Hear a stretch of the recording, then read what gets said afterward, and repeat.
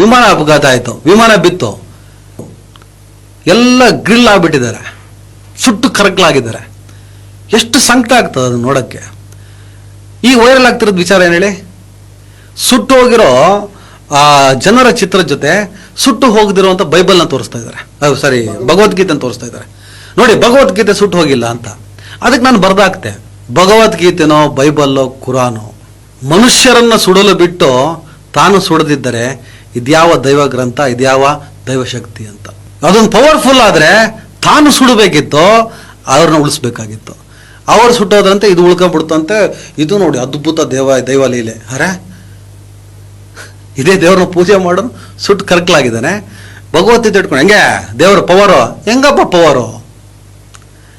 ಈ ಮೂರ್ಖತನಗಳು ಮುಗಿಬೇಕು, ಆಗಲೇ ಎಲ್ಲದು ಒಳ್ಳೇದಾಗದಂತೆ. ಹೆಚ್ಚಿನ ವಿಡಿಯೋಗಳಿಗೆ ಪ್ರತಿಧ್ವನಿ ಯೂಟ್ಯೂಬ್ ಚಾನೆಲ್ ಸಬ್ಸ್ಕ್ರೈಬ್ ಮಾಡಿ, ಬೆಲ್ ಐಕಾನ್ ಕ್ಲಿಕ್